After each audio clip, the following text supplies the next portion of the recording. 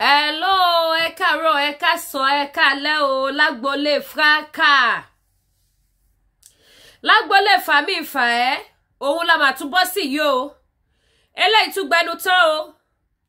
Àwọn ọmọ kọ àwọn ọmọ Yorùbá tàtà àwọn olóyinjú àánú. Àwọn tó understand Queen Naomi. Wọ́n ti jáde wá fún Sister Yinka TNT lésì ọ̀rọ̀ wọn o. Èsì ọ̀rọ̀ fún Yinka TNT lórí ọ̀rọ̀ Queen Naomi.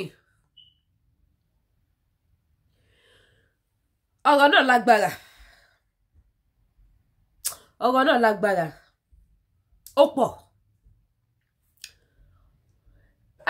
Èmi náà wo fídíò Sister Yinka TNT.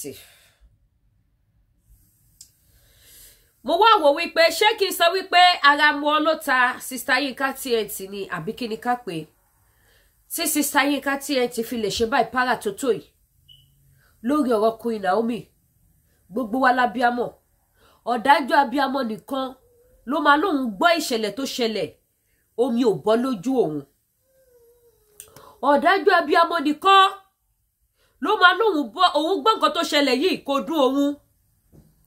Ṣùgbọ́n èèyàn wa ohun tó ti bàjẹ́ yìí Ọlọ́run nìkan ló lè rọ àwọn òbí àwọn ọmọ yìí lọ́kàn. Ṣó wá dáa ká tún wá máa bà nǹkan jẹ́ sí lọ. Àwa tá bá bà nǹkan jẹ́ nísìn láti pàṣẹ ọ̀rọ̀ ẹnu wa, ìṣe wa, reaction wa lórí ọ̀rọ̀ Queen Naomi àti Alhaji Oriyomi. Ohun tí reaction wa bá wá bàjẹ́ nísìn àwa gangan lẹ́lẹ́ṣẹ̀. Àwa gangan lẹ́lẹ́ṣẹ̀. Àwa tí a bá jáde nísìn táwa react táwa ṣe ìṣe tí Queen Naomi bá wá wọ kọ́mà tí kòkó bá ṣẹlẹ̀ sọ́mọbìnrin yẹn àbí Alhaji Oriyomi tó ti wọ kọ́mà kí bàbá yẹn má padà jí sáyé àwa gangan lẹ́lẹ́ṣẹ̀ o. Because àwọn méjèèjì ò lè bẹ́ lọ wípé lópin ọdún kí àwọn náà kó èèyàn lọ́rùn. Kí Queen Naomi ẹ̀yin yẹn bá mi share fídíò yẹn mọ̀ pé mi ò kí sọ sọ́lá àwọn fraka mo kàn máa shipping díẹ̀ sọ ilé ni. Kí Queen Naomi tó fẹ́ bàbá wa Ọọ̀ni of Ifẹ̀ ni wọ́n ní ọmọbìnrin yìí ló ti ṣiṣẹ́ ìránṣẹ́ bọ̀ ló dẹ̀ ti ṣe nǹkan tó ṣe. Èèyàn tó ti wo òṣòṣò tó ti fìdí èèyàn 4,000 lẹ́ẹ̀kan ṣoṣo. Lẹ́ẹ̀kan ṣoṣo. Ṣebí nítorí gbogbo ẹ lọ successful. Òun làwọn èèyàn ṣe gbọ́. Tó bá jẹ́ wípé èyí tó ṣe yìí náà ó lọ successful, everything lọ smoothly ni. A lot of people gan lè má gbọ́ wípé ṣe irú nǹkan bẹ́ẹ̀ yẹn. Kó jẹ́ pé ẹ̀yìn ò rẹ̀yìn làwọn èèyàn máa gbọ́. Ṣùgbọ́n yí Ọlọ́run yí adániwáyé irú bí tí àjálù burúkú ìtì wá. Ọmọbìnrin yóò wá lè bẹ́ lọ iṣẹ́ ìránṣẹ́ tán ló ti ṣe bọ̀ láti age of 17 years. Kó wá bàjẹ́ ní age of 30 years. Tó bá tiẹ̀ ti tọmọdé bọ̀ tó ṣe mistake níbì kan, kò yẹ ká àwọn àgbààgbà tún wá dìde láti wá máa sọ òkò bànújẹ́ sínú ayé ọmọ yẹn. Mo wo fídíò tí Sister Yinka TNT ṣe. Àánú dẹ̀ ṣe mí. Máa fàwọn pọ́ìntì kan jáde ibẹ̀ bóyá mo ṣì máa padà wá sọ̀rọ̀ lé lórí. Because ìyá mi náà ni Sister Yinka TNT jẹ́. Àwọn olóṣèlú wa tó bá fẹ́ fún wa ní nǹkan gan.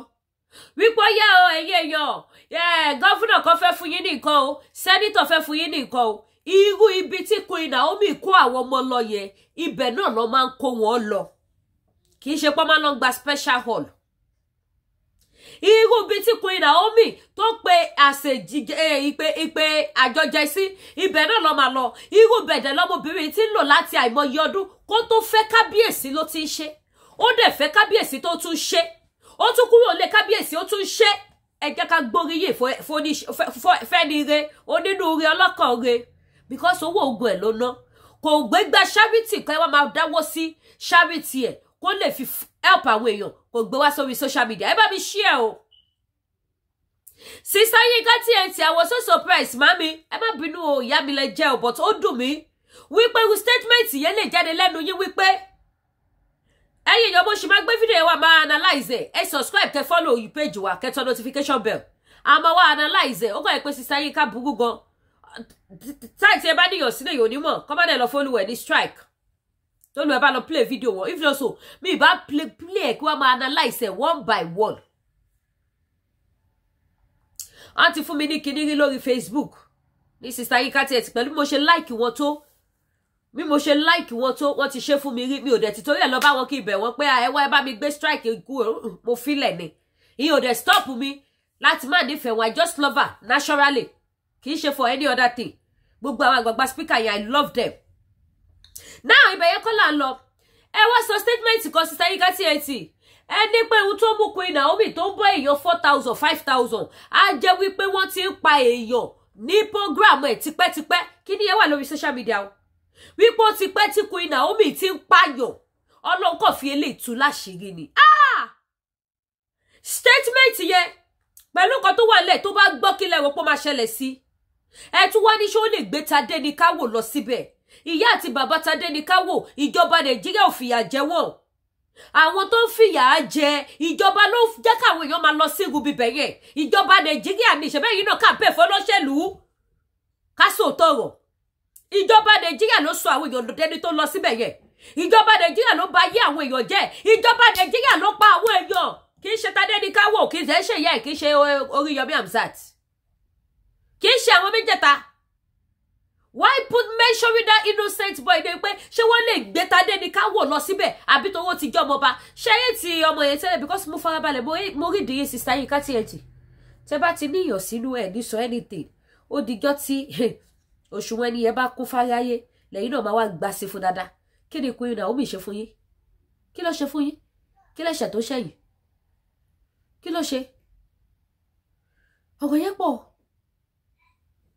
àsọmọdé ara ẹ̀ káàtì sọ pé títọmọdé bọ̀ ó ṣe jù gẹ́gẹ́ bí abiyamọ kò lè jẹ́ ìdùnnú òun àti ìran ẹ̀ kí ọ̀pọ̀lọpọ̀ ẹ̀mí sọnù sí wọn lọ́rùn ṣàrò bí rẹ́kọ̀dù gidi ni ṣàrò bí lè jẹ́ nǹkan tó kàn máa parẹ́ tó dẹ̀ máa let go bẹ́ẹ̀ yẹn ó ti wà nínú history ọmọbìnrin yẹn for life ìyàwó ọba tó pààyàn kìdẹ́ ṣòun ló pààyàn Nigeria government ni ṣùgbọ́n wọn ò ní pùtẹ́ bẹ́ẹ̀ ọmọ ọlọ́mọ ti gba orúkọ burúkú èyí tún wọ́n dápò sí ẹ̀yìn èèyàn jẹ́ ká gbọ́ngàn tí àwọn alájàsà fúráká tí wọ́n sọ sí ìyá mi tí ẹ má bínú tàbí àwọn fídíò yìí ẹ má bínú bí mi ṣe ń bí nìyẹn o ẹ̀yin ará Fèyíkọ́gbọ́n àbí ẹ̀yin fáǹsì mi ṣebí Fèyíkọ́gbọ́n page la wà ẹ tún wá kẹ́kọ̀ọ́ ẹ tún wá gbọ́ ẹ ṣe ẹ bá wa share ẹ tọ notification bell opinion titi yín náà ẹ kọ sí comment section tí ìlú bá dá mo ti jí láàárọ̀ yìí sí ẹ lọ sórí YouTube mi náà ẹ bá ń bẹ̀ mo ti jí láàárọ̀ mo ti ṣe program mo ti jí láàárọ̀ mo ti lọ fi truck ìwé oúnjẹ wọlé ọ̀fẹ́ ló bá dé ó pọ̀ débi pé mi ò tún lè dá tì mo tún ní láti pe ọmọ kọ́mọ gbé truck mi wá trolley mi kó gbé trolley mi wá kóun náà tún wá bá mi fi tì mbẹ̀ pẹ̀lú bí snow ṣe jábọ́ I went there tó bá dẹ̀hùn mi lọ nobody will question me if I don't want to go I won't go nobody is forcing me to go I wish to go ni mo ṣe lọ because this is Christmas period èmi olówó ti fẹ́ fi ra nǹkan ọdún ẹni tó bá dẹ̀ fẹ́ fún mi nǹkan ọdún ẹjọ́ fún mi nǹkan ọdún ọkọ̀ mi ti balẹ̀ pé ti bá débẹ̀ chicken ó yọ ráìsì ó yọ ó sì yọ mọ̀dọ̀káì kódà tòmátòsì yọ òrógó nìkan ni òye wá fún mi lówó kí n fi rẹ̀ òrógó àti máa gé ojú òní tiwa ẹ bá wa ṣí ẹ. ó lágbára ó ga o ọlọ́run má máa kọ̀dé àìmọ̀ṣe dà wá o gbogbo oore tá a máa ṣe téṣù máa tọ̀nà ẹ̀ mọ́ wa lọ́wọ́ di aláìmọ̀ṣe ọlọ́run má máa jẹ́ ká ṣe o gbogbo oore tá a máa ṣe tá a máa jẹ̀bi ọlọ́run má jẹ́ ká ṣe o gbogbo oore tá a máa ṣe tó máa gbé wa délé ẹjọ́ gbé wa dé ọgbà ẹ̀wọ̀n ọlọ́run má jẹ́ ká ṣe gbogbo oore tá a máa ṣe táráyé máa sọ ọ́ di nǹkan míì mọ́ wa lọ́wọ́ ọlọ́run má jẹ́ bá wọn ṣe tọmọtọmọ mo kí Queen Naomi pé ó kó àfọmọnìyàn ṣe mo dẹ̀ kí Oríyọmí Hamzat náà bàbá ọmọ kéékèèké ni wọ́n ń pe Oríyọmí Hamzat nìbàdàn Oríyọmí ti ń ṣe irú nǹkan báyìí kì í ṣe ẹ̀kan kì í ṣe ẹ̀ẹ̀mejì ẹjọ́ àmẹ̀bọ̀ ẹ bá mi post kìíní ṣùgbọ́n ọlọ́run má kọ ìdí àmọ̀ṣe dà wá ọlọ́run ló gbọ́n o nobody is perfect tí kì bá ṣe ọlọ́run nìkan ló máa ń ṣe nǹkan tí ò kí ń kùn síbi kankan ọlọ́run nìkan ló expert torí nobody above mistake kò sẹ́ni tí ò lè ṣàṣìṣe kò dẹ̀ sí ẹni tí mistake ò lè gbé torí pé Naomi ò sọ yìí Queen Naomi kò sọ wípé àwọn kò gbogbo mind ẹ̀ kì í ṣe wípé àwọn ọmọ yìí kì í ṣe wípé ìmọ̀ràn ẹ̀ ní pé bóyá kí wọ́n kú, ṣùgbọ́n nígbà tí ọ̀rọ̀ yìí ti yíwọ́ òun ló jẹ́ kó kálukú máa sọ gbogbo nǹkan tẹ́nu ẹ̀ bá àti nǹkan tẹ́nu ẹ̀ ò bá. Yínká TNT wàhálà ẹ̀ ti pọ̀ jù. Tí ọ̀rọ̀ bá ti délẹ̀, even most especially bá ti jẹ́ ti Nàìjíríà báyìí, ò tiẹ̀ ní ṣèwádìí, wàá ti bẹ́ síta máa gbọ́ nǹkan tó ń sọ. Ó ń sọ nínú ọ̀rọ̀ ẹ̀ wípé ṣe kárí ni òun ni Naomi ń ṣe. Ṣé Oríyọmí Hamzat ṣé kò lè béèrè dáadáa pé security wà ńbẹ̀? Yínká ṣó sọ fún ẹ pé kò sí security ńbẹ̀ yẹn? Ṣó sọ fún ẹ pé wọn arrange security níbẹ̀ yẹn? Báwo lẹ̀yin èèyàn ṣe jẹ́ ìkà ẹ̀dá báyìí? Báwo lẹ ṣe jẹ́ ìkà èèyàn báyìí? Ṣé bá bí amọ̀ ní gbogbo wa náà? Ta ni ọmọ ẹ̀ máa kú tínú ẹ̀ máa dùn? Àbí ta ló máa wo ṣùṣùṣù wípé ókè o kóun mọ́mọ lọ́mọ kóun lọ pa? Ó wá bẹ́ síta, adájọ́ ó bẹ́ síta, ó bẹ̀rẹ̀ sí ní sọ̀rọ̀, ó ń ṣe furupapa, ó ń ṣe ọ̀ràn pàpà. Yínká TNT kò máa sí èèyàn kankan tó máa perfect lọ́dọ̀ Ọlọ́run ọba. Ìwọ sọ pé ìgbà tí wọ́n ṣe charity tí wọ́n ṣe tó ṣe give away, ìwọ ṣe báyìí, ìwọ ṣe báyìí, ìwọ ṣe báyìí. Ṣé bí bó ṣe plan tiẹ̀ tọ́lọ́run gbà fún ẹ, bẹ́ẹ̀ làwọn náà plan tiwọn náà. Bẹ́ẹ̀ ni wọ́n plan tiwọn náà. Kó tó di wípé èṣù ṣe kí ni, ó ṣiṣẹ́ ọwọ́ ẹ̀. Ṣá máa sọ pé Queen Naomi ò gbàdúrà? Ṣé kò mọ àdúrà gbà ni? Ṣé kò mọ àdúrà gbà ni? Olórúkọ òun lógun máa ń dojúkọ. Ihun tí wọ́n ń pè ní ogun nìyẹn. Ó wá bọ́ síta, ó wá bẹ̀rẹ̀ sí ní ṣe furupapa, hànrànhànràn. Òun fọ́n ṣá pé orí tiẹ̀ pé ju orí gbogbo àwọn ènìyàn lọ. Ó dẹ̀ ti di gbogbo ìgbà Yínká TNT. Dẹ́dẹ̀ máa ń mì àwọ̀. Kò máa sẹ́ni tí ò lè kò máa sẹ́ni táyé ò lè mú. Ọlọ́run má jẹ́ kí ayé mú wa. Kọ́lọ́run má kọ̀dí àìmọ̀ṣe kó má kọ́dà wá. Èmi kí Queen Naomi o, ó kú àfọmọnìyàn ṣe o. Lágbára Ọlọ́run, ogun yóò ní borí ẹ̀. Torí wípé òun kọ́ ló ní kí wọ́n lọ kó ọmọ 9, ọmọ 10 wá sí ibẹ̀ yẹn.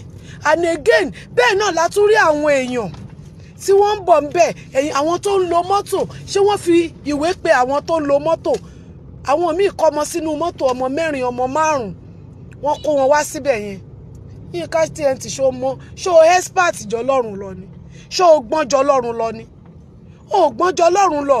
Kí ló máa ń ṣe ẹ̀yin ẹ̀dá tó jẹ́ pé tí nǹkan bá ti ṣẹlẹ̀ ẹ máa try láti jump into conclusion ni?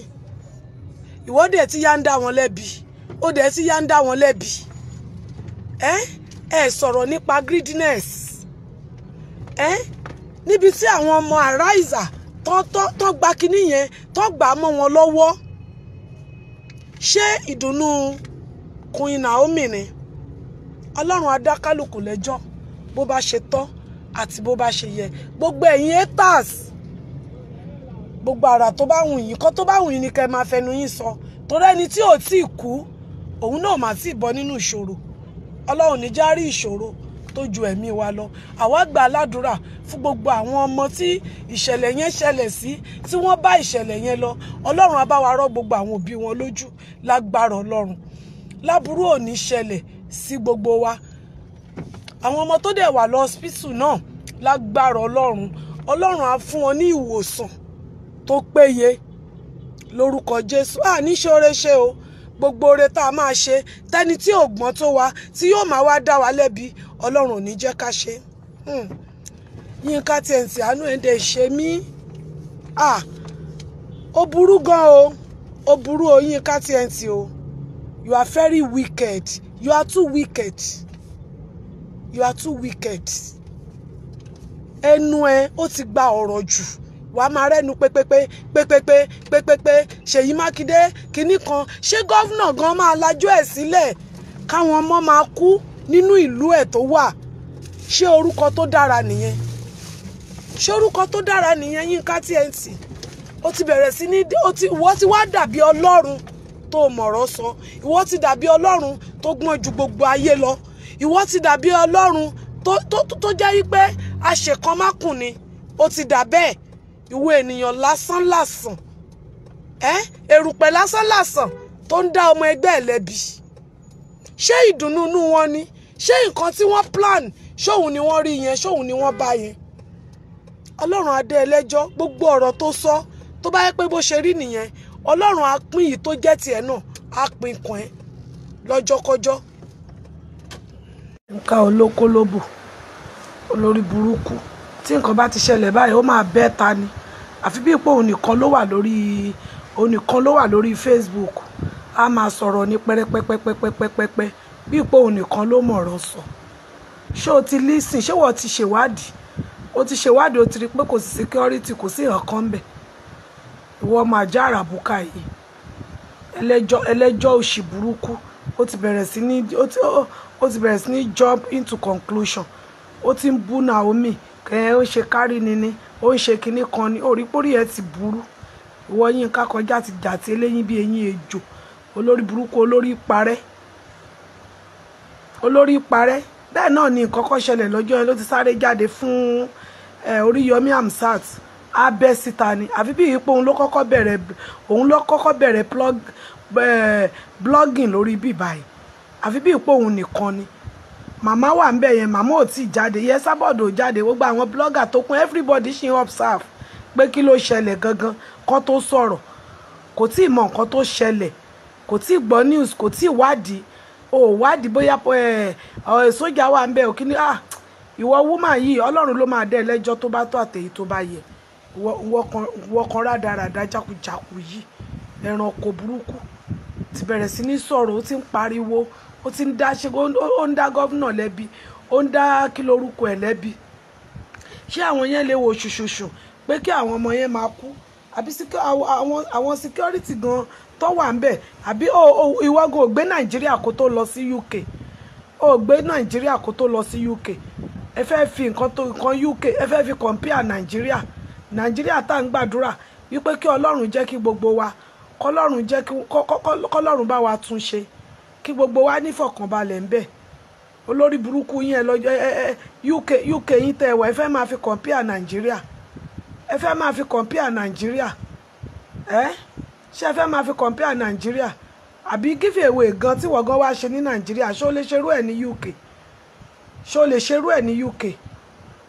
Ẹlẹ́jọ́ burúkú, ẹlẹ́nu pẹ́kẹ́pẹ́kẹ́, ẹnu wọn bí ìgbà wọn bá tẹsẹ̀ bọ̀gbẹ́ ọmọdé, ẹlẹ́nu gbágagbàga. Ọlọ́run máa dé ẹlẹ́jọ́ pẹ̀lú bó ṣe fẹ́ máa criticize Naomi yẹn. Ìwọ obìnrin lọ̀tá obìnrin. Orí èèyàn tó dìde láti ibi tó ti wá pé òkè o, òun fẹ́ wá fi joy sí inú ayé àwọn ọmọ kéékèèké. Ṣé nǹkan tó plan nìyẹn? Ṣé nǹkan tó plan ló bá yẹn? Ìwọ olórí burúkú àgbàyà àgbò òṣì burúkú, ìbò tẹ̀ ṣọjọ́ kan ló fi ju Naomi lọ. Ó ti ẹ̀dẹ̀ pìtì ẹ̀. Ẹ sáfẹ́ bayé tán, ẹ fẹ́ bayé ọmọ yẹn jẹ́. Ọlọ́run ò dẹ̀ nígbà fún yín. Ẹ̀yin olórí burúkú, ẹni ìyẹ́, ẹni òfò, ẹni ẹ̀sín. Olòṣì oníwòrowòro. Ọ̀rọ̀ eléyìí wá jọ̀rọ̀ okó àtòbò tó ń sọ. Intelligent orí tòun pé orí àwọn tó kù ni ò pé. Olórí burúkú, gbogbo àwọn èèyàn sì mọ̀nà àwọn ọmọ ọlọ́mọ lọ́wọ́. Ó sáré bẹ́ sí tó ti bẹ̀rẹ̀ sí ní jump into conclusion. Olórí burúkú ọmọ. Olòṣì. Alábòsí èké yọfòrò imú kọ́pọ̀n. Bẹ́ẹ̀ pé gbogbo ibi tí ìdí àbòsí náà ni wọ́n ti máa ń bá ẹ tẹ́lẹ̀. O lè má ṣàbòsí. Ẹlẹ́dàá Naomi pẹ̀lú gbogbo nǹkan tó sọ yẹn, ẹlẹ́dàá Queen Naomi ló máa fìyà jẹ ẹ́. Ó sọ yìí pé ó wá ṣe kárí ni ló wá ṣe, ṣe kárí ni ló wá ṣe. Ó bẹ̀rẹ̀ sí ní pariwo ọmọ ọlọ́mọ. Ọmọ tí nǹkan ṣẹlẹ̀ sí tó yẹ pé ẹ tí gbọ́hùn Naomi ọ̀hún gan, ẹ tí mọ nǹkan tó fẹ́ sọ. Ẹ gbọ́hùn ẹ mọ̀ bóyá òun gan wà òkè bóyá kò wà òkè. Ẹ tún contribute sí nuisance. Ìwọ wèrè burúkú jàtijàti yìí. Ó ti ẹ̀rọ condition tí Queen Naomi ọ̀hún gan lè wà. Wọ́n sọ pé yẹn ṣó lè gbọ́mọ tiẹ̀ lọ, ó dẹ̀ gbọ́mọ ẹ̀ kó lọ bẹ́ ọmọ ẹ̀ lórí náà. lọ bẹ́ ọmọ ẹ̀ lórí olórí burúkú aláyé bàjẹ́ a máa sọ̀rọ̀ ṣàkàṣàkàṣàkàṣàkà eléyìí jàgàjàgà bí gájà mọ́tò ẹranko ò tiẹ̀ pìtì lédì yẹn rárá ò pìtì ẹni tí nǹkan ṣẹlẹ̀ sí gan tó yẹ pé òun kò lè wà òkè báyé ló wà ní bọ́yọ̀rùn ni kò tí ì mọ̀ dẹ̀ bẹ̀rẹ̀ sí ní búlì ọmọ ọlọ́mọ ọlọ́run ló máa ba tiẹ̀ jẹ́ tọmọtọmọ wo lórí burúkú yìí ṣebí ìwọ náà bímọ àbò ò bímọ pẹ̀lẹ́ o ìwọ tó mọ̀ ṣe jẹgbẹ́ ẹ lọ ẹ̀yin tó jẹ́ pé gbogbo nǹkan láyé ẹ máa ń fi tọlọ́run sẹ́yìn ni ẹranko aláyé ta. ẹ jọ̀ọ́ mo gbọ́ nínú ọ̀rọ̀ Fọkọsínwín fọkọ ya wèrè olòṣì tó gbégun eléegun jẹ́jẹ́ àwọn eléegungun náà gbégun wọn kalẹ̀ tó lọ gbégun wọn mo gbọ́ tó ń sọ nínú ọ̀rọ̀ ẹ àwọn olódo àwọn tí ò kàwé jọ̀ọ́ ṣọ́kọ tó gbé sílé kàwé ìwé mélòó ni láti kà o kò jẹ́ ká gbọ́ ìwé mélòó ni Suebebe kà Fọkọsínwín fọkọ ya wèrè fọkọ dìdùgbòlúgí ìwé mélòó ni láti kà láti tí ò lè ṣe happy birthday lásán Fọlá gan bẹ́tà láti náà Fọlá tún speak ju láti lọ Fọlá bold ó dẹ̀ ṣì ń sọ̀rọ̀ lórí kámẹ́rà láti ò lè sọ̀rọ̀ ṣé ò mọ̀ pátátá tó ní láti ni ajájájájájájájájájájájájájó ṣé láti lọ school ni jọ sọ fún wa olórí burúkú ẹ ṣé láti lọ school ìgbà tí wọ́n ṣàṣàkọ̀tún tọ́tọ́ ṣàṣàkòsìn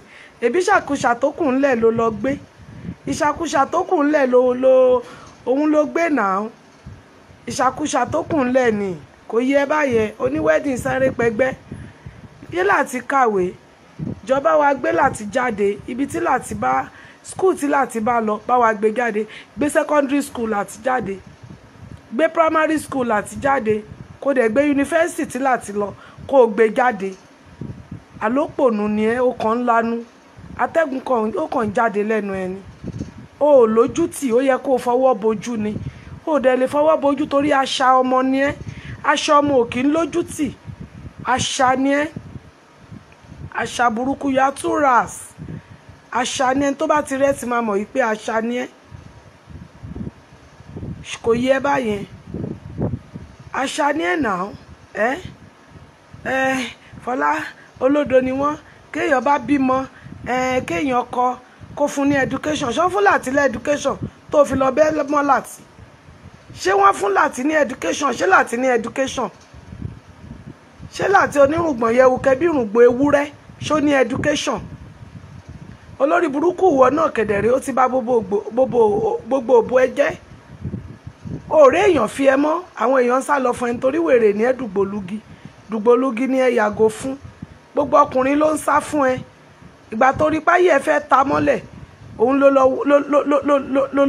lọ wọ́ ọmọ láti lọ́wọ́ ó ló lọ́wọ́ ọmọ láti lọ́wọ́ náà skul wo ni láti lọ báwa gbé skul tí láti lọ jáde aláìlójútì ó jẹ́ lọ fọwọ́ bojú ẹ torí ó ní graduate ni ẹ graduate tó lọ fẹ́ sack illiterate ní láti náà torí wọ́n ló sọ̀rọ̀ débẹ̀ pé Fọlá ọmọ olódo ọmọ tí ò kàwé ìwé wo ni wọ́n kọ́ gan kà ṣé wọ́n gan parí skul ẹ ti ẹ̀rọ mi sí ìwé wo ló kà ṣé o parí skul àbí gbogbo ọ̀rọ̀ ẹ̀kọ́ ló ti ń jáde yẹn olóṣè olórí burúkú ọmọ pàù bí ìbọn ọmọ pọ̀ bí ìgbà tó sàn bọ́ lọ́wọ́ ẹ̀sìn ara ẹ lórí TikTok orí TikTok ni kò ti lọ́wọ́ ẹ̀sìn ẹ ìfá àti ẹ̀sìn yìí pọ̀ àwọn èèyàn dúró tì ẹ́ gidi lórí TikTok ni orí Facebook yìí náà sì rèé kò sí péèjì tẹ́ máa dé báyìí tán ti máa gbé ẹ báyìí tó yẹ pé wọ́n ní fèpè báyìí ẹ jẹ́ èpè làwọn èèyàn fi ń báyìí ẹ jẹ́ bóyá lo mọ̀ ó ka kọ́mẹ̀ǹtì mọ́ ni ṣé kọ́mẹ̀ǹtì ti sú ẹ ni ṣé bó máa ń ka kọ́mẹ̀ǹtì ńgbà kan tó máa ń lọ ṣa kọ́mẹ̀ǹtì jẹ bí ẹdìyẹ tán dàgbàdo sílẹ̀ fún ó lọ ṣa kọ́mẹ̀ǹtì jẹ mọ́ ni ṣé ò lọ ṣa kọ́mẹ̀ǹtì jẹ mọ́ ìyàwó Suebebe ìyàwó láti Suebebe fọkọ ya wèrè fọkọ ya dùgbòlugi orí ẹ ti burú èèyàn kan ò kàwé ìwé wo ni wọ́n kà ìwé wo ni Láti kà? Olòṣì tó lóun kàwé tó lọ fẹ́ Láti, ṣé Láti ló yẹ kó o fẹ́ nígbà tí ò sí nǹkan kan lẹ̀ mọ́? Iyán tán lọ rọra bùkèlè, Samuel rọra bùkèlè iyán tán lọ láwo nígbà tí gbogbo ọkọ tán lẹ̀ fún ẹ tí ò sọ kankan tí ò séèyàn kankan. Àwọn tó mọ̀gàn sá fún ẹ wọ́n rí pé lórí burúkú ni ẹ́. Ó ṣe kínní olulẹ̀, Mìnírù ọmọ onílẹ̀, ó ṣe kejì olulẹ̀, Pàjẹ́ ó ṣe kẹta olulẹ̀, òbó Yahoo Desmond ó ṣe kẹrin olulẹ̀, ó ṣe karùn-ún olulẹ̀, ó ṣe kẹfà olulẹ̀, ó ṣe keje olulẹ̀, ó ṣe kẹjọ olulẹ̀ kó tó wá bọ́ sọ́wọ́ Láti. Kó tó bọ́ sọ́wọ́ Láti, aláyé bàjẹ́ ni ẹ̀ náà, because tó bá ń ṣaláyé bàjẹ́ ìwọ àti yomi yálé èèyàn bí ahun náà ló máa ń ra ohun he. Olórí burúkú omi yálé dẹ̀ òun ló ba tiẹ̀ jẹ́ tán pátápátá lórí bí ẹni tó ń pè mọ́mì lẹ́nì, òun ló ba tiẹ̀ jẹ́. Ẹni tó ń pè mọ́mì Adébímpé, òun ló ba tiẹ̀ jẹ́ ń bí.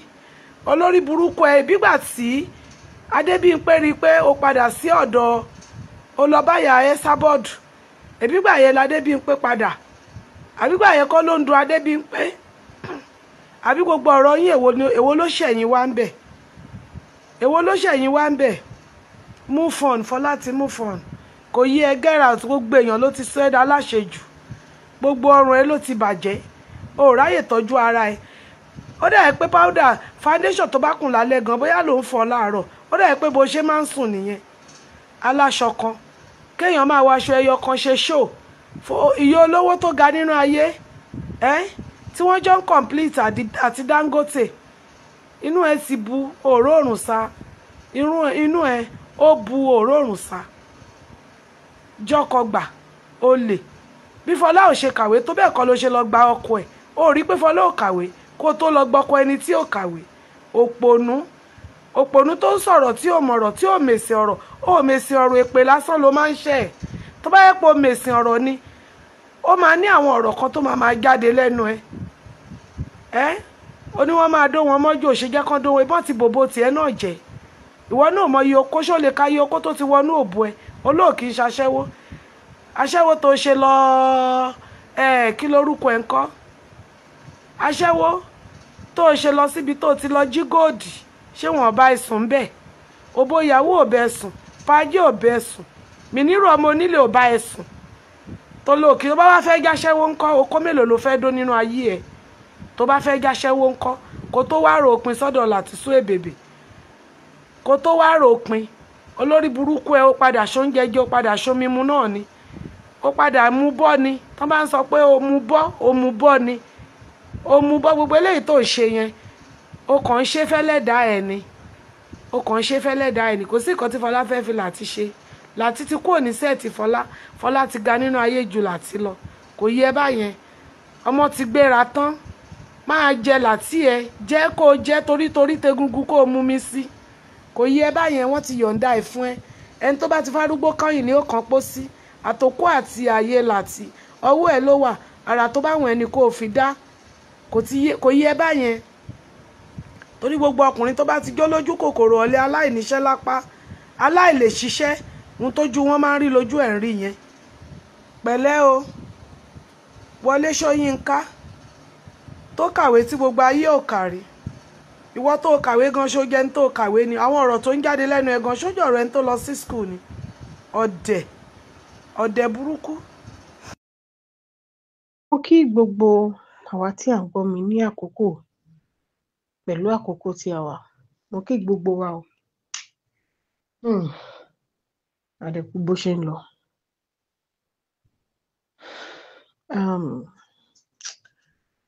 Láti àná ni mo ti ní ọgbẹ́ ọkàn lórí nǹkan tó ṣẹlẹ̀ ní ìlú Ìbàdàn, because ó jẹ́ nǹkan tó bani nínú jẹ́ gan-an.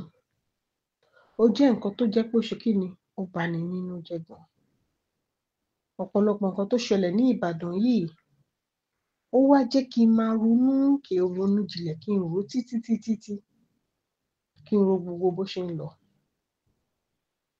Ṣé rí ọ̀rọ̀ mi máa fẹ́ dàbí twist and turn lálẹ́ yìí, ṣùgbọ́n màá fẹ́ rọ gbogbo àwa tá bá fẹ́ gbọ́ pé kí àfi etí because mo notice pé nǹkan tẹ́ bá fẹ́ gbọ́rọ̀ ìdíwé tẹ́ ṣe máa gbọ́ ọ̀rọ̀ yóò kí ń yé mi ọ̀tọ̀ nìkan tẹ́ni ẹ máa sọ ọ̀tọ̀ nìkan tẹ́ máa twist ẹ̀ sí kò sẹ́nikẹ́ni tó wá bẹ̀bẹ̀ láti wá sọ pé òkè o ìjọba tó wà lórí oyè la blame ìjọba tí ò sí lórí oyè la blame ṣùgbọ́n mo mọ̀ pé tí ẹ bá farabalẹ̀ tẹ́ bá listen sí nǹkan tí mo fẹ́ sọ lálẹ́ bóyá kò bá help wa díẹ̀ because bá ṣe ń ba lọ ní ìlú Nàìjíríà yìí mi rò pé ó jẹ́ nǹkan dáadáa.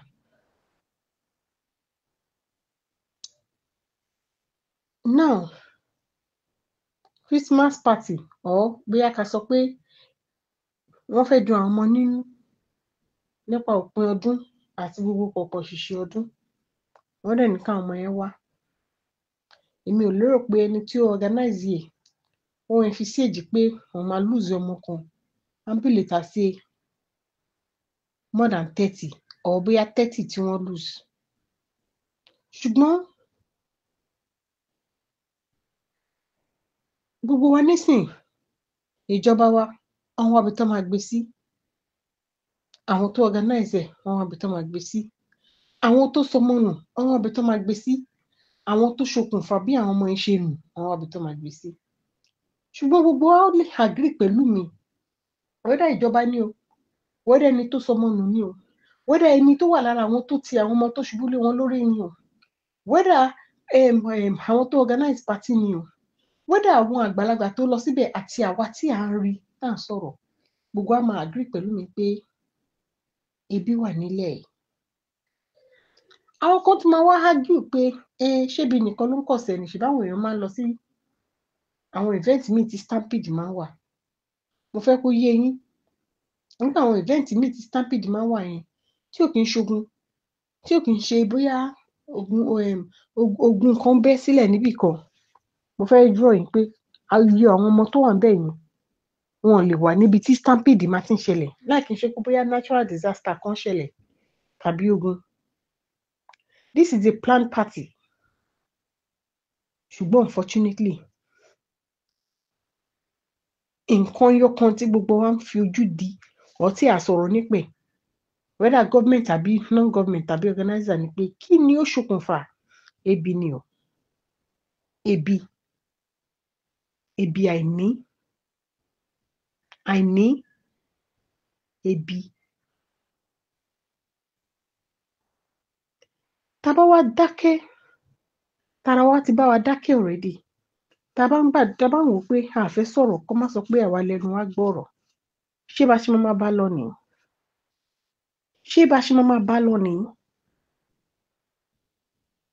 ẹ wo orílẹ̀-èdè wa nítorí gbogbo nǹkan tó ṣẹlẹ̀ nísìn ẹ jẹ́ ká look inwards tá bá wí lọ tá bá wí bọ̀ àlá yín import nǹkan ló ṣe wọn nǹkan tá à import gan nílùú yìí tó jẹ́ pé à ń ṣe fúnra wa bí gàrí ó yà mí lẹ́nu níjọ́ kan tí mo gbọ́ nìyẹn kan sọ pé wọ́n tún import gàrí wọ Nàìjíríà gàrí tó jẹ́ pé àmọ́ pé ẹ̀gẹ́ làwọn fi ń ṣe ẹjọ́ ṣó ṣe é rà fún common man ṣó ṣe é rà àwọn èèyàn live àwọn kan máa ní below $1 ṣé mo yẹ tí $1 ṣe jẹ́ ṣá lẹ́yìn ìtají some people are living below kí ni they are living below $50 every day àdéhùn níran àwọn kan à ń ṣe ránkà dédé lọ àfẹ́ sọ̀rọ̀ tá a bá sọ̀rọ̀ ẹ̀ láti sọ̀rọ̀ jù ẹ̀ ní freedom ti pọ̀ jù lórí social media ẹ̀ lè fẹ́ cut wa off ṣé bá ṣe máa bá lọ ni ìwọ bọ̀jẹ́ gbòde kan ṣé bá ṣe máa bá lọ ni ní inú ọdún yìí àti ní last year ní ìgbà tí nǹkan le tójú ogun le táwọn èèyàn wá pariwo síta àwọn tí bí gbogbo yín ṣe jáde o ẹ̀yin kan pera yín ní kinní kan bloggers aṣíwájú bloggers kígbà kan ẹni káwọn èèyàn má sọ̀rọ̀ ẹ jọ ẹ pa àwọn èèyàn lẹ́nu mọ́ ṣé ẹ ti rí result ẹ̀ báyìí tẹ bá wá sọ fún mi pé nítorí jẹ́lú ìbàlò ló ti ṣẹlẹ̀ mo lè bẹ́ẹ̀ tiẹ̀ pẹ̀lú yín wípé kò sí ìlú tẹ ti fẹ́ ṣé kò ì ní àwọn tó máa ń há oúnjẹ èmi ti a ti lọ há oúnjẹ rí wípé ká fi ṣe kí ló porúkọ ẹ̀ foundation ká ra oúnjẹ rí tó jẹ́ pé mi fẹ́ dárúkọ bus stop yẹn popular place nílùú Èkó tó jẹ́ pé nígbà tí wọ́n bò wá tán àwọn tá ní àwọn tó bá ń tọrọ owó là ní ká ra oúnjẹ fún àwọn ọlọ́jà gan tó ń tajà wọ́n gbà nínú nǹkan tá a há because ebi ti pọ̀ jù ṣé bá ṣe máa bá lọ ni children's party ni wọ́n pe kí ni wọ́n fẹ́ fún wọn ju sweet biscuit oúnjẹ gbogbo ẹ̀ lọ ẹ̀yin adult ẹ̀rọ lọ tá bá wá fẹ́ máa blame mo rí pé àmọ́ tí gbogbo wa máa blame sí àmọ́ pé nǹkan wà tó jẹ́ pé wọn ò lọ́pọlọ ṣùgbọ́n ebi ni ṣé èmi náà máa sọ pé kán àwọn àṣẹ wọ́n fẹ́ wọ́n mú kàn ń sọ ní o ṣé èmi náà máa sọ fún nísìn pé ó yá ẹ kọ́ àwọn ọmọ yín síta o wọ́n fẹ́ ṣe public thing kan bẹ́ẹ̀ yẹn nǹkan wá lọ tí màá dáhùn ṣé mo reason tí mo ṣe dáhùn mo l'option ni àwọn kan ò l'option rárá àwọn kan ò ní option rárá gbogbo intervention tí ẹ̀yin ìjọba ń ṣe kò work báwo ló ṣe máa fẹ́ pín bisikíìtì sweet tó máa dógún tó máa di pé àlùtò ọmọ 3 àlùtò ọmọ 30 tó wá jẹ́ pé àwọn organizer mi ì sọ pé àwọn èèyàn wà culpable don't get me wrong bó ṣé wọ́n ṣe máa ń ṣerú nǹkan bẹ́ẹ̀ yẹn ni why tó ṣe tẹ́ pé wá wà this worse ẹni tó tún rò pé ó yẹ kó ń fún àwọn èèyàn lóúnjẹ kó yẹ kó ń jẹ́ kí wọ́n dùn nísìnyí ó tún gbèrè tìjú bọ̀ ó gbèrè ẹbí bọ̀ lórí owó ẹ̀ tó fẹ́ ná nǹkan tó bá ti ń mú tí àwọn aráàlú kan ti ń já géètì jágbájáwo ẹ̀ wọlé nítorí oúnjẹ kò kí ń ṣe pé wọ́n sọ pé ń pín half bag rice nítorí oúnjẹ ó yẹ kẹ́ mọ̀ pé nǹkan míì ti dé ìlú yẹn nìyẹn 2 months ago 65,000 ni wọ́n ta garawa èlùbọ́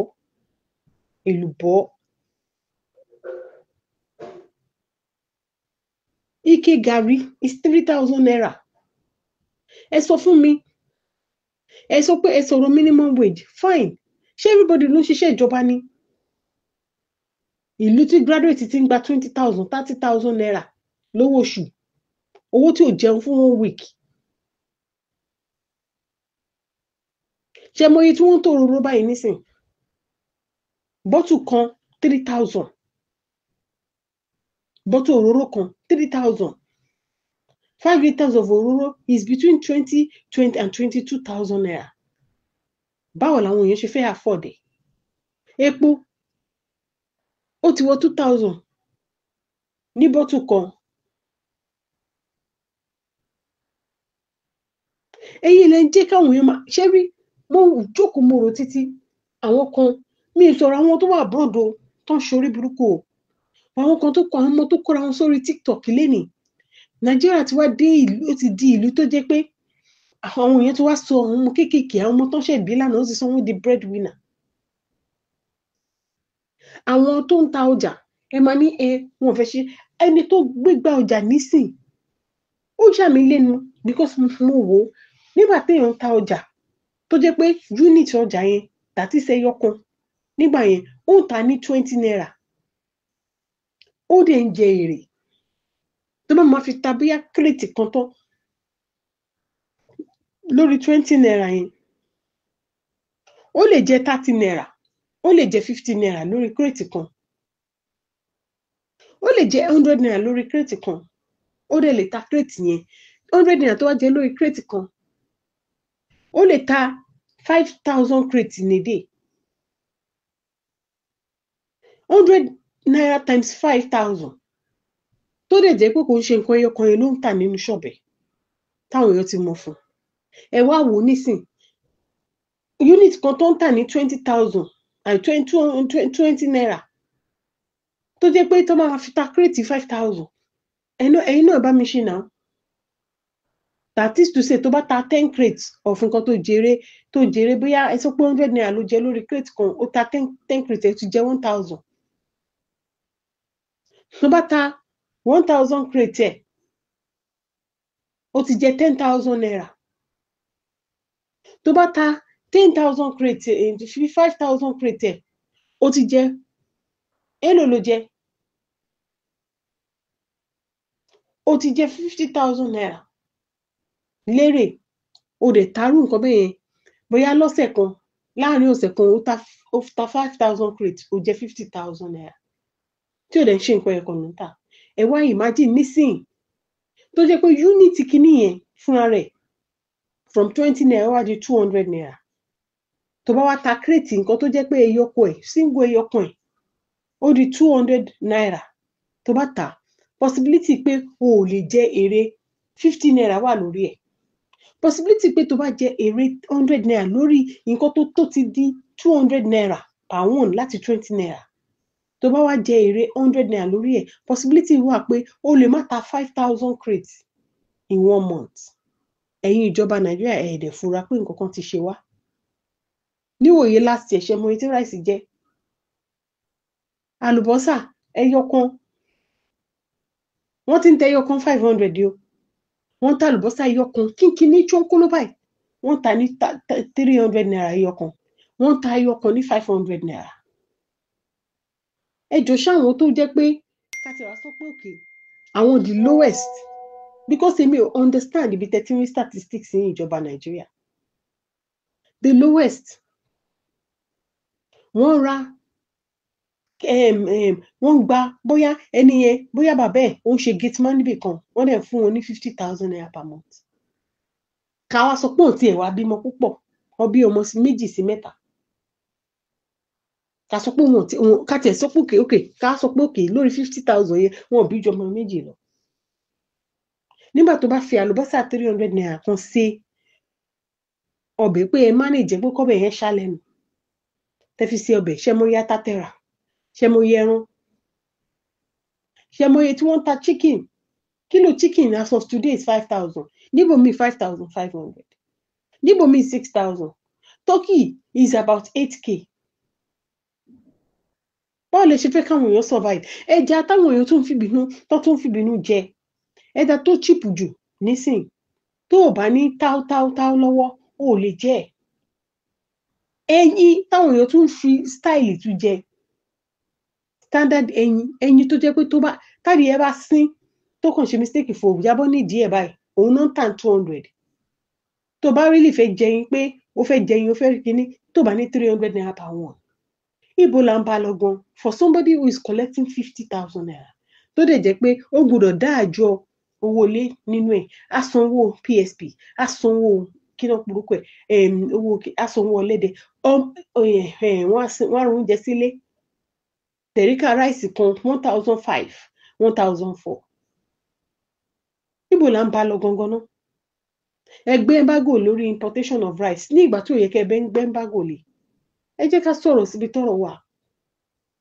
nǹkan tó ṣẹlẹ̀ yìí mo mọ̀ pé ẹ ní fi reflect kàkà bẹ́ẹ̀ gbogbo ara máa blame ara wa 30 leaders 30 future òun lè destroy mi lánàá yẹn nítorí ebi ń pa àwọn kan ká gbà pé èmi ò lè lọ síbi tí stampede wà àwọn kan ò ní choice a lè blame wọn náà pé wọn kì í gbọ́rọ̀ àmọ́ pé àwọn kan wà nínú wọn tó ń jẹ́ kọ̀lọ̀ràn sí tó ń jẹ́ ọmọ ọ̀ta tó jẹ́ pé ibi rúdurùdu náà máa ń wà bọ̀ mélòó wọn o ò lè dúró sí bus stop kó dúró gbádùn èèyàn bíi 5 lè kọjá kó jẹ́ pé ọmọ àtọrọ owó ni ẹjọ́ fún mi 100 naira ẹjọ́ fún mi 300 ẹjọ́ ṣe kí náà porúkọ ẹ̀ kí ló dé ìjọba Nàìjíríà àwọn èèyàn ṣiṣẹ́ wọ́n dàbí oúnjẹ ìjẹ́ ìlérí ni bag of rice ṣe mọye tó jẹ́ bag of èlùbọ́ ṣe mọye tó jẹ́ bag of garri ṣe mọye tó jẹ́ àlùbọ́sà ò ṣe rà ata ò ṣe kọlù ẹ̀wù ẹ̀wà nígbà táwọn èèyàn tún rí pé ẹ̀wù ẹ̀wà wọ́n ti ta ẹ̀wà nílẹ̀ yìí ní 2,500 kó tó rí pé ó já sí kí ló porúkọ ẹ̀ tá bá wá fẹ́ blame ìjọba náà ẹ jẹ́ ká tún blame ara wa ṣebí ìlú yìí náà láti ń gbé wá ṣó import ẹ̀ ni nígbà tó ń sọ fún mi pé máa import gàrí ó yà mí lẹ́nu ṣùgbọ́n majority of the gàrí tá à ń lo ìlú yìí náà láti ń kó kí ló ṣẹlẹ̀ gangan ṣùgbọ́n gbogbo ẹ̀ a lè má sọ bí òkè ń ṣe pé ìjọba wa insecurity wà ń bẹ̀ gbogbo ẹ̀ wà ń bẹ̀ ẹ ti jẹ́ káwọn ọmọ wa àwọn ọmọ ti di àwọn ọmọ tó jẹ́ pé it's all about money destroying people's character because of money doing everything tó wà so illegal because of money killing people because of money all in the name pé wọ́n fẹ́ lówó wọ́n fẹ́ poor wọ́n fẹ́ ṣe enough is enough pẹ̀lú poverty àmọ́ pé kò kí n ṣe gbogbo èèyàn ló máa lówó rẹpẹtẹ nílé ayé but we know that it can be better than this tẹ́ bá ṣe right 30 future òun ló kú sọnù nìbàdàn yẹn àwọn tó organize show they did it out of free will wípé àwọn jẹ àjẹṣẹ́kù ẹ jẹ́ ká fọ́n ká ẹ má jẹ́ ká fi dá ìjọba nìkan ṣùgbọ́n right now mo mọ̀ pé ìjọba nàìjíríà ẹ̀ ní kọ́gbọ́n o mo mọ̀ pé ẹ̀yin èèyàn náà tó jẹ́ pé ẹ̀yin náà tẹ́ jẹ́ pé ebi bo ojú yín tó jẹ́ pé kò bo sẹ́ǹsì yín mọ́lẹ̀ náà ẹ̀ ní kọ́gbọ́n tó bá tún sì pè é síbòmí ẹ̀ tó máa rọ́ lọ wọ́n pe nǹkan ní pàtí ọmọdé àwọn àgbàlagbà láàrin bẹ̀ tàbá máa wí tán sìn ẹ̀yin ni wọ́n organize ẹ̀ dáadáa níjọba ni now níjọba tó yẹ pé a lè sọ pé òkè tán lè stand against irú nǹkan bẹ́ẹ̀ everybody for himself mo ti lọ sí party kan ní ìlú kan rí years back kó tiẹ̀ tó rí pé tọ̀fù tó lè I am telling you ṣé máa wọn òlu tó jẹ́ pé àwọn èèyàn máa ti gbàgbé táwọn ọmọ máa ti wá sẹ́kọ̀ọ́ tó jẹ́ pé àwọn ó lè ti gbàgbé pé àwọn láwọn arúgbó sílùú yẹn arúgbó kan náà ló kú ta ló ṣe celebration yẹn ó yà mí lẹ́nu pẹ̀lú nǹkan tí mo rí ní ìlú yẹn wọ́n fẹ́ lè máa gbé oúnjẹ níwájú wa tẹ́ bá yọwọ́ báyìí nínú pléètì pé ẹ kàn fẹ́ pọ́ọ̀sì díẹ̀ báyìí kẹtó wò àwọn ọmọ ìlú yẹn àtàrúgbó àtọmọgbọn wọ́n ti sáré gbé wájú yín ẹ ti jẹ tán àbí àjẹkù kí ló dé we are not saying that developed countries don't have poor people we are not saying that pé developed countries don't have challenges we are saying that you can do it better because it can be better.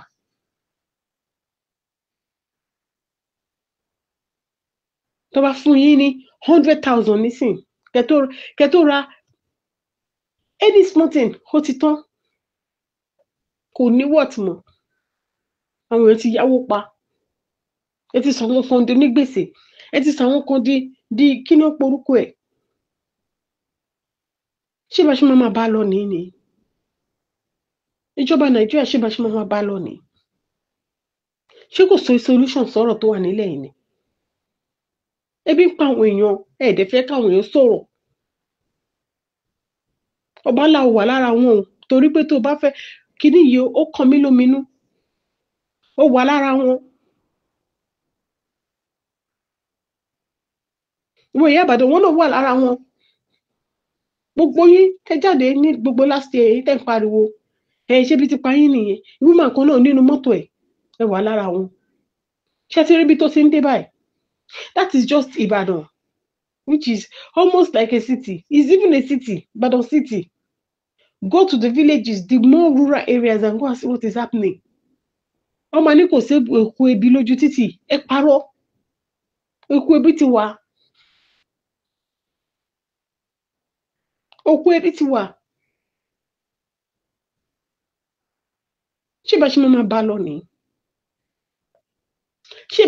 bá lọ ni is it about ẹni tó jẹ olórí àbí ẹni tó fẹ́ ṣiṣẹ́ ṣé bá ṣe máa bá lọ ni ṣé bẹ́ẹ̀ ká bèrè lọ́wọ́ ara wa people are trying people are coming in from diaspora wọ́n pump owó sílùú yìí wọ́n ń ṣe charity wọ́n ṣe gbogbo ẹ̀ but you cannot continue to pump water into aṣálẹ̀ some of them are tired àmọ́ pé àwọn kan ń raise owó for the wrong cause o but ṣé bá ṣe máa bá lọ ni.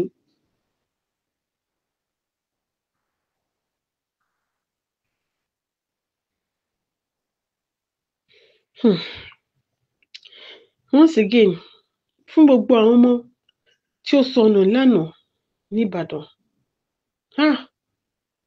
mo gbàdúrà pé kí Ọlọ́run kó tú àwọn òbí yín nínú o, kó tú àwọn ènìyàn yín nínú. Fún gbogbo ará Ìbàdàn tí kìíní send shockwave sí, k'Ọlọ́run kó bá wa wà pẹ̀lú yín. Fún gọ́ọ̀mẹ̀ntì Ìbàdàn táwọn náà tí gbogbo ẹ̀ tó di pé ó di ogun káríbọnú lánàá, Ọlọ́run á kọ́ yín mọ̀ ṣe o. Fẹ́yìn organizers, alákòóbá, àdábá, àkóbá ẹ̀ ní rí o. Ọlọ́run á yọ yín kúrò nínú ilé. Ó ga o ẹ̀yin èèyàn, ó ga o, ó sàdò, ó sàdì gan o. Inú àwọn èèyàn ò dùn wọn ìjọba Nàìjíríà. Ó sàdì gan o. Ó sàdò. It is well. Àwa ń fàdúrà ran Nàìjíríà lọ́wọ́ o. A dẹ̀ ń sọ tiwa. Torí mo mọ̀ pé bá ṣe ń sọ̀rọ̀ ẹ̀yin kan ní ẹ ṣáwọn ni ṣe kinní kan, àwọn èèyàn ń ran ìjọba lọ́wọ́ wọn dáadáa o. Ara ẹ̀ ni pé wọ́n pé àwọn fẹ́ pàṣẹ ìjà, àwọn fẹ́ ṣe àṣejẹ fáwọn ọmọ wọn o. Àwọn fẹ́ pè wọ́n sí patí káwọn lè múnú wọn dùn tó fẹ́ bú àwọn kan lọ́wọ́ báyìí. Olórí Queen Naomi, Ọlọ́run á kó ẹ yọ o. Ọlọ́run á kó ẹ yọ o. Gbogbo ẹ̀yin organizers, Ọlọ́run á kó yín. Oríyọmí Hamzat, Ọlọ́run á kó yín yọ o. Á wọ ọlá pé ẹ káàbọ̀ padà inú sórí rẹ̀ yín ètò lẹ ti ṣe, Lédìkẹ́ Ìfẹ́ Olúwa á kó ṣùgbọ́n gbogbo lẹ́tí yín gbọ́ yọ. yẹn o Ṣùgbọ́n látọ̀dọ̀ ìjọba àwọn Nàìjíríà, spíkà wa. Àwọn fra. wọ́n ní ikú tó ń Àwọn pojú bẹ́ẹ̀ ni àwọn náà ti bá òwe wa ló ń gbẹ́mi pa sí fún ni o. máìkì lórí ọ̀rọ̀ tó wà nílẹ̀. Ṣẹ́rí pọ̀ ọ̀rọ̀ tó wà nílẹ̀ tábàdìkà máa analyze well. àwọn aṣọ analysis tó máa pọ̀ kó tó máa gbá ski. Analysis yẹn máa bad days but kò sí bá wá ṣe máa ṣe ọmọ amújà dáadáa àwọn òde ń jà à ń ṣe fúráká. Àwọn òde fẹ́ kẹ́nìbọ̀dì ní wa sínú sísá yín káàtì ẹ̀ ti burú gan. Ìyá yẹn mo farabalẹ̀ mo rídìí wọn. A máa wẹ̀ lókèrè báyìí a máa fẹ́ yín sẹ́ pé kò sí kankan ohun tó máa ṣe fún ẹ wà nù ẹ̀. Èmi dẹ̀ jẹ́ kí ọmọ mi sínú débi dẹ̀ máa yọ owó lára mi ní 2025. Ìyá mi ni wọn kò ní dá kí n ṣe wọn. Ẹ wá ra aṣọ. Ẹ̀yin èèyàn mo ní àwọn aṣọ tó fine. Tẹ bá ń gbọ́ wọ́n bò wìtìwìtì ẹ̀yin lè jẹ́ wá ra títí yín. Pé Lédìkẹ́ raṣọ lọ́wọ́ Lédìkẹ́ ó ti miss. Ṣé mo lè dìde dúró pẹ̀lú nǹkan tí mo wọ̀ kí wá display ọjà díẹ̀ fún yín kẹ́ wá wo àwọn aṣọ. Pé bí kò ra aṣọ wà láì ó miss. Ẹ wo àwọn aṣọ tó fine ready to wear. Àwọn eléyìí ò ṣe láìlọ́nù o. Aṣọ gidi tó tìkì dáadáa tó wà pa good materials ìsàlẹ̀ rẹ̀. Look at it, look at this design. Ẹ wo stone yẹn, ẹ wo designer yẹn. Mo wá ní oríṣiríṣi different design.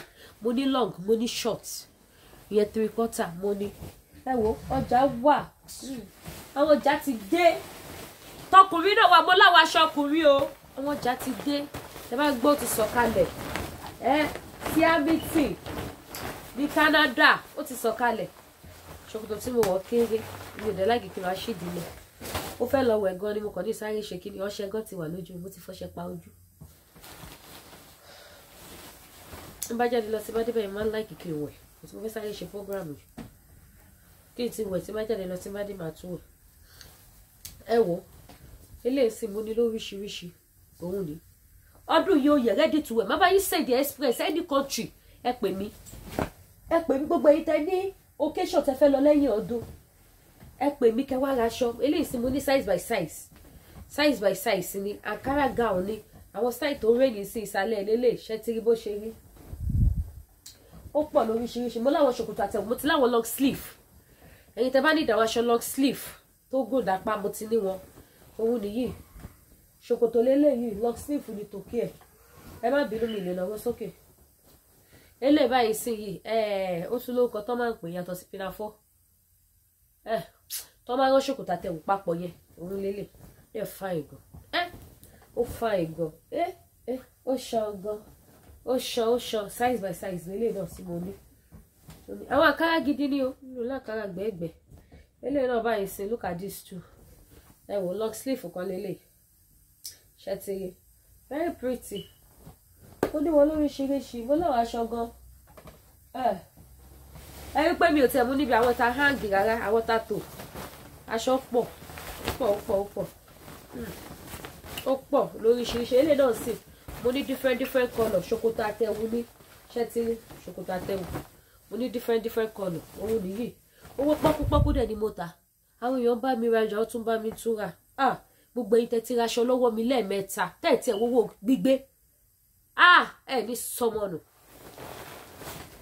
náà. Owó gbígbé náà kò pọ̀ but ó bíbí kò bíbí owó ni. Ẹ̀wẹ̀ tí mo fi kọ́kọ́ hàn yín yẹn another colour tún lélẹ̀ with another style. Look at it. Ẹ̀wẹ̀ yẹn ṣẹ́tírí wọ́n stone ẹ̀ délẹ̀ ni ṣẹ́tírí báyìí. Ẹ jẹ́ tún mú another colour míì wá fún yín again. Mo sọ fún yín pé mo ní different colour. Ṣẹ́tírí lè báyìí sí purple lélẹ̀, purple tún lélẹ̀. Mo tún wá láwọn míì o yàtọ̀ sáwọn eléyìí o. Mo láwọn Ankara mix with aṣọ òkè lóríṣiríṣi style. Gbogbo àwọn latest style tó ń lò sí. Come to Lady K. Ọmọ tó já, ọmọ tó understand, ọmọ tó mọ bó ṣe ń lọ. Ẹ fẹ́ aṣọ Christmas ẹ pè mí. Jewelry sì wà, purse wà, mo kó pé ni. Kí lẹ fẹ́ tẹ̀rì? Ọdún yóò yẹ. Ẹ wo, this is another one. It's a miracle. Ṣẹ́tírí. 5 ones lóríṣiríṣi. Mo ní wọn. Ele báyìí sí gown lélẹ̀. And this gown is very beautiful. Máa tẹ wọ̀ kan náà, máa fi ṣe program. Ẹ rí bó ṣe mú yes. Ní gown tẹ́ ń wò ó ní òkúnnù tẹ́ máa fi pe shape ẹ̀ jáde. So ẹ pè mí kẹ́rajà. Ẹ pè mí ẹrajà. Àwọn ṣòkòtò wọn nìyí. Àwọn ṣòkòtò lélẹ̀. Ẹ pè mí kẹ́wàá rajà ojú òní tí ẹ dẹ̀ wá ra body cream face soap. Mo ṣe wáyé sí mo ti fi face ọṣẹ sójú mi. Kọ́sẹ́ ní ọjọ́ mẹ́ta mo tẹ̀ lọ jẹ oríṣiríṣi nǹkan. Àwọn different oríṣiríṣi kan yọ sí mi lójú ni. And I need to put mo need àti ṣe kí n àti protect face mi kí n lé wọn dànù. So ẹ wá ra aṣọ. Ojú òní tí ìyẹn ṣe gan mo dúpẹ́ o. A tún mọ fi ayọ̀ àti ìdùnnú àmà pàdé. Ẹ má gbàgbé àti subscribe sí YouTube wa kẹ́tọ̀ notification bell. All notification bell. Òun ni kẹ́tọ̀. All ní kẹ́tọ̀ o. Ẹ má tán háàfù. Ẹ tán all. Ẹ bá dẹ̀ fẹ́ ra àgbo jẹ̀díjẹ̀dí tó dáa. Àgbo gidi. Ẹ pè mí. Àwọn àgbo jẹ̀dí tó gbásíkì tó mú yes. Ẹ pè Lady K Ìfẹ́olúwaṣọ. Àwọn body cream, body soap, body treatment, face treatment. Ẹ pè mí. Ìníwá yín tí ẹ ṣeun gan o. Ní ṣoore ṣe o. Ó dàbọ̀.